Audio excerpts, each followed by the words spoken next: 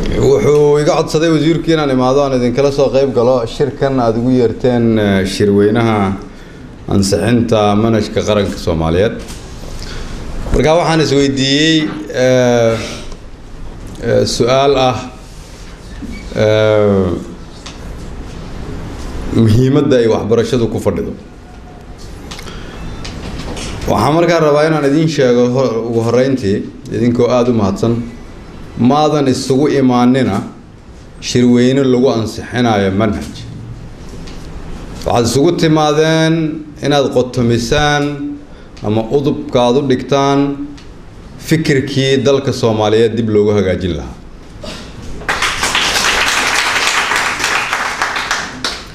waxaad isugu timaadeen inaad idinku su'aal isweydiisaan annagana na weydiisaan su'aashaas oo ah dad noocee ah ayaan rabnaa inaan soo saarno mustaqbalka. adduunyadu waxay maraysaa heer la isweydiiyo su'aalo ah 10 sano oo soo socda dadka aan rabno noocee ayay yihiin, aqoon noocee ayay leeyihiin, maxaan rabnaa inay dalka ku soo kordhiyaan. haddii qof idin kamida uu u arko waxbarashadu inay tahay ganacsi, waxay ka mid tahay waxyaabaha dalka burburinayaan.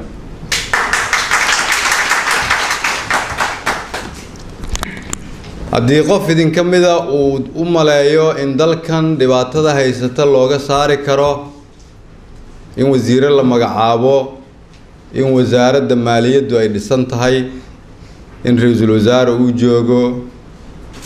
waxaan idinka codsan lahaa inaad dib fikirtaan. dalkan dhibka waxaa looga saari karaa keliya in lagu dadaalo ubadkiisa. waxbarashada macnaheedu waxay tahay in la barbaariyo ubadkeena. su-aashaan isweydiinayna waxay tahay sidee ayaan rabnaa ubadkeena inaan u barbaarino, maxaan rabnaa inaan barno, inay dhaqan wanaagsan leeyihiin, inay diin wanaagsan leeyihiin, inay iimaan leeyihiin, laakiin maxaan rabnaa inay bartaan. haddii aad leedahay warshad ama haddii aad leedahay ganacsi oo qof shaqaalaysiinayso, waxaad ka eegaysaa qofkaas aad shaqaalaysiinaysid saddex wax. saddexda wax oo ka eegaysid qofkaas waxay tahay kow, dhaqankiisa aasaasiga ah oo aan laga bedeli karin ee uu qofkaasu leeyahay waa maxay. tan kalood ka eegaysa waxay tahay aqoonta ama xirfadda uu leeyahay. tan saddexaad ood ka eegaysa waxay tahay dhiirigelin ilaa noocee ayuu qofkaas leeyahay, siduu buu ugu gubanayaa shaqada uu rabo inuu qabto. haddii qofka aad shaqaalaysiiso uu yara caajisan yahay, waad hagaajin kartaa, mushaarkaad u kordhin kartaa,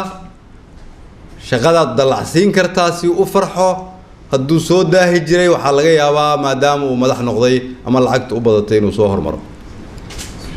haddii qofka aad shaqada siisay aanu garanayn sida kombiyuutarka loogu shaqeeyo ama sidii manhajka loo qoro, waxaad u diri kartaa seminaar uu ku soo barto, uu soo baranaya, uu shaqeynaya. haddii laakiin aasaaska qofka dhaqankiisa uu ka xun yahay oo macnaheedu tahay waxaan la bedeli karin, eeg maalinta aad sanad jirtay ilaa aad 15 sano ka gaartay wixii lagugu soo barbaariyay si walba haddii xoog loo geliyo lama bedeli karo. waa inaad fikirtaan marka, waa inaad ka fikirtaan dalku meesha uu ka dhabar jabay. waxay tahay haddii aad rabtid qofka raba inuu dalka ka shaqeeyo inaad ka bedesho xirfadiisa, waa ka bedeli kartaa. haddii aad rabtid shacabka Soomaaliyeed inaad hanuunin iyo kicin ku kiciso, waa kicin karnaa. laakiin haddii aasaaska bulshadu uu khaldan yahay, waxaa dhib noqonaysaa in xal la helo. ragga iyo dumarka halkan fadhiya, carruurta soo koraysa Soomaaliyeed waxay xaq idinkugu leeyihiin inaad siisaan dal aan kan ahayn. waxay xaq noogu leeyihiin inaan gacanta u gelino kow dal nabad ah, dalan deyn lagu lahayn dalan la isxabadeynayn dalan qabiil iyo qabyaalad u kala go'nayn dal dadkiisu dunida marka ay marayaan sharaf iyo karaamad lagu soo dhaweeyo su'aashu waxay tahay ma haysaan annaguna ma hayna dalkii waxaan is weydiinaynaa markaa sidee baan waajibkeena u gudanaa annagu waan ka baxnay ama waan ka bixi rabnaa Sheekh Bashiir Shirwac ragga halkan fadhiyo aan u jeedo waxaa lagula xisaabtamayaa mustaqbalka maxaad uga tagteen bulshada Soomaaliyeed waxaan la weydiinayaa su'aal waqtigiina maxaad ku bixiseen sidaas daraadeed qof walbo annaga naga mid ah oo annaga waqtigeena joogtay ama qayb ka qaada dagaalka aan soo marnay ama qayb ka qaadanin waxaad qayb ka tahay jiilka bulshada Soomaaliyeed ee ka soo bixi waayay waajibkoodii waxaan aniga iyo adigu qayb ka nahay jiilkii bulshada Soomaaliyeed ee ku saakhiday inay dadka ka dambeeya u gudbiyaan wixii ay xaq u lahaayeen sidaas daraadeed sida kaliya oo aan dibkaas uga bixi karna waxay tahay si aanay kuwa naga dambeeya u saakhidin maxaan u qaban karnaa waxaan u qaban karnaa inaan is weydiino su'aalaha ah maxaa isu keeni kara waxa isu keeni kara qof walba in la siiyo waxbarasho wax ku taraysa mustaqbalka waxbarasho u qabanaysa waxa Ilaahay uu siiyay bil aadanka ugu muhiimsan waa maxay inaad naftaada iyo maskaxdaada xor u tahay waxbarasho loogu talagalay qofka maskaxdiisa in la xoreeyo haddii aan gobollo kala nahay ugu yaraan waa isku aqbali karnaa in caruurteena ay waxbarasho fiican helaan ma qof Soomaaliyeed oo aabbihii hooyaha ayaa diidaysa in wiilkiisa ama gabadhiisa iskool fiican loo geliyo haddii laakiin aan iskuulo yar meel walba ka samayno tabeelooyin aan ku dhajino jaamacado aan ka soo saarno ummadeena shaqada markay bilaabaanna aanay shaqayn karin sababtoo ah waxbarasho beenaha ayaan soo gelinay mar kale waxay tahay annagoo duminayna ummadda Soomaaliyeed iyo mustaqbalka ummadda Soomaaliyeed waa in laga foojignaada markaa midda labaad waa inaan isku waafaqnaa hal mid adduunyada sidaan ula tartami karnaa adduunyada waxaan kula tartami karnaa kaliya waxbarasho waxaan kula tartami karnaa adduunyada inaan fahmno si aan ula tartanno inaan fahmnay u baahan tahay si aan u fahmno inaan leenahay aqoonta aan ku fahmi lahayn aqoonta aan ku fahmi lahayn si aan u helno waxaan u baahannahay inaan leenahay waxbarasho tayo leh albaabka ugu horeeyo laga galo waxbarashada tayada leh waa in la helaa manhaj caruurta Soomaaliyeed kii ka soo baxa iskuul la og yahay inuu dalka wax ku tarayo kii ka soo baxa iskuul la og yahay inuu Soomaalinimada ka jecel yahay qabyaaladda kii ka soo baxa inuu og yahay inay muqaddas tahay midnimada ummadda Soomaaliyeed kii ka soo baxay iskuulka inuu garanayo in la ixtiraamo dadka ka waaweyn iyo dumarka Soomaaliyeed kii ka soo baxay iskuulkaasi inuu og yahay inay waajib tahay inuu ka shaqeeyo Soomaaliyadii uu u gudbin lahaa dadka ka dambeeya isaga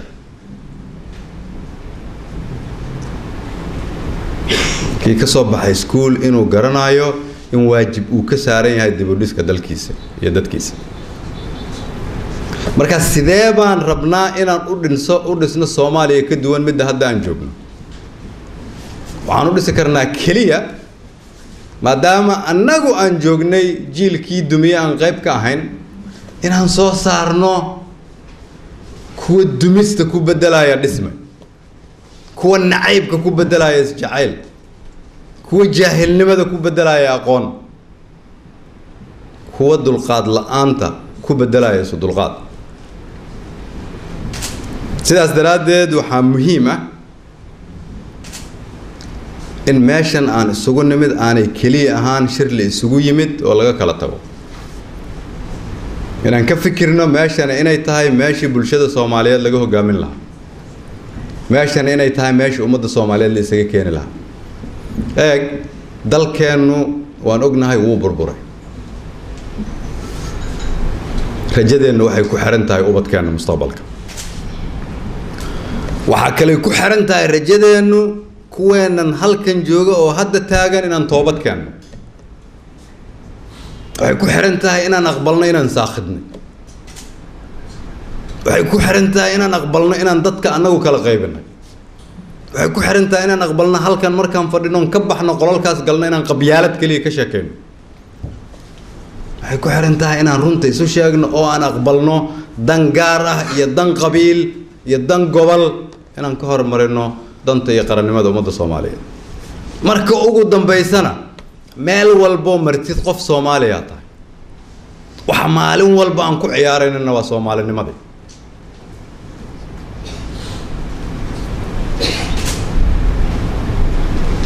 waxa muhiim ah inaan dhaqankeena wax ka bedelno waxaan la qabsanay inaan aqbalno waxaan caadi ahayn waxaan la qabsanay inaan aragno xaq darro oo ka aamusno waxaan la qabsanay in qof bil aadan oo Soomaaliya horteena lagu dilo waan sida xoolaha geesaha u dhaqaaqno waxaan la qabsanay inaan u fiirsano oo tusaale u noqono in la baabiyo hantida iyo qaranka Soomaaliya waxaan la qabsanay inaan halkan wada fadhino oo aan raadiyaasha dhageysano oo niraahdo dawladii iyo xildhibaanadii iyo wasiiradii maxay sheegaan maya dawladii iyo xildhibaanadii iyo wasiiradii waa idinka waa inaad xaqiina u istaagtaan waa inaadan aqbalinina dalka in la dumiyo waa inaad aqbashaan inaad intaad gacmaha isqabsataan aad dhihi kartaan ma aqbalayno in dad annaga hormuudkeena aan lahaa ay dalkan dumiyaan waa inay culimadu is abaabushaa waa in dumarku is abaabulaan waa in dhalinyaradu is abaabushaa waa in bulshada rayidku is abaabushaa laakiin haddii culimadii dhexdeedii ay ku kala qaybsan tahay yaa ah noocee haddii bulshada rayidka ay ku kala qaybsan tahay yaa ah noocee haddii qabyaaladii iyo isqolaysigii ay ka weynaatay ummadda Soomaaliyeed iyo Soomaalinimada sidee baad rabtaan dalkan inuu hore u maro waxaan rabaa maanta inaad idin sheego haddii aad sugaysaan in wasiiro iyo ra'iisul wasaare la magacaabay ay dalkan sida hore ka bedelaan ma ka bedeli karaan ana idin sheegay sababtoo ah nidaamka wasiir walba iyo ra'iisul wasaare walba iyo madaxweyne walba u imaanaya ayaa wuxuu yahay nidaam aad u adag marka waxa dhacaysa su'aalaha ma nidaamka bedeli doona madaxda timaada mase madaxda nidaamka bedeli doonta oo awood u yeelan doonta inay shacabka Soomaaliyeed hogaamiso haddii dadka Soomaaliyeed ay aqbalaan wixii ay aqbali jireen haddii aad fariisataan oo aad fiirsataan inaad aqbashaan wax aan dalkan caadiga ka ahayn oo ah sababtaan u soo saaqidnay haddii aadan su'aalo adag isweydiinina haddii aadan dhihinina xuquuq baan rabnaa haddaanay ganacsatadu dhihin canshuurta waa bixinaynaa laakiin waxaan rabnaa xuquuqdeena 1 iyo 2 iyo 3 haddaanay culimadu ummadda jihayn haddaanay dhalinyaradu soo istaagin aanay dhihin dalkan annaga iskale haddaanay haweenka Soomaaliyeed oo laf dhabarka iyagoo hal ku midaysan ma in haweenka Soomaaliyeed ay 3 iyo 4 u kala qaybsamaan iyagoo hal ku midaysan aanay shacabka Soomaaliyeed hormuud u noqon waxaan maanta idin sheegayaa hal qof inaad eedaan ma aha ummadda Soomaaliyeed waxaan rabaa markii mustaqbalka la yiraahdo muxuu Xasan Khayre ku soo kordhiyay shaqada wadankan kaliya hal mid in la yiraahdo shacabka Soomaaliyeed ayuu soo hor istaagay runtuuna u sheegay حتى هدي أي كلفيسو حتى هدي أي كلفيسو رون شيء إن عن شقدي ذكوا أي ديار بانوا